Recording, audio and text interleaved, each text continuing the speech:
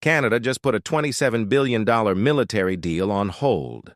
And the reason why could change the future of North American defense forever.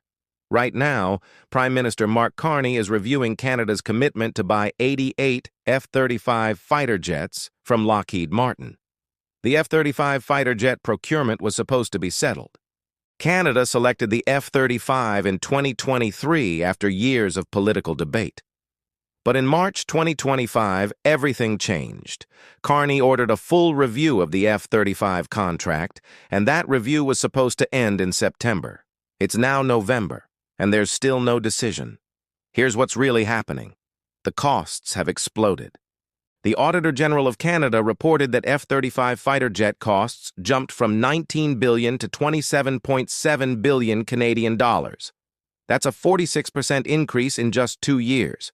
Infrastructure delays are pushing construction 3 years behind schedule, and the F-35 Block 4 upgrade that Canada needs is now $6 billion over budget and 5 years late. But cost isn't the only issue driving Canada's F-35 review.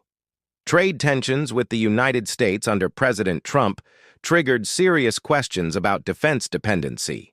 When Trump launched tariffs against Canada, Carney started asking whether tying Canada's entire air defense to American technology was a smart strategy. The U.S. ambassador warned that abandoning the F-35 fighter jet deal could damage NORAD cooperation. But Carney isn't backing down. Enter the alternative. Sweden's Saab has been quietly keeping its Gripen fighter jet offer alive. The Gripen E is cheaper to operate, can be assembled in Canada, and doesn't require American export approvals for every software update. Saab promised thousands of Canadian jobs and full industrial participation.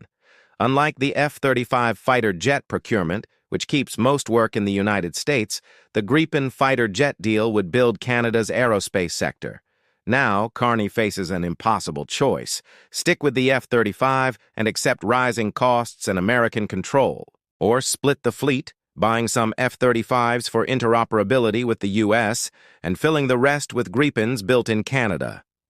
A mixed fleet strategy would give Canada operational flexibility and reduce dependence on Washington, but it would also anger the Pentagon and complicate logistics. Defense experts are divided. Some say the F-35 stealth capabilities are essential for modern warfare and Arctic sovereignty.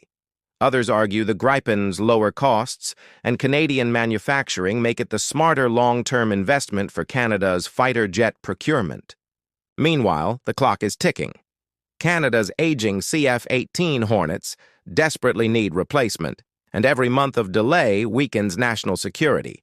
Carney promised industrial benefits would guide his decision. That means jobs, technology transfer, and Canadian control matter as much as military capability. The F-35 fighter jet review isn't just about planes. It's about whether Canada will remain dependent on American defense systems or chart an independent path. What do you think Canada should do? Stick with the F-35 or go with the Gripen? Drop your thoughts in the comments. And if you want updates on Canada's fighter jet decision, hit subscribe and turn on notifications. This story is far from over.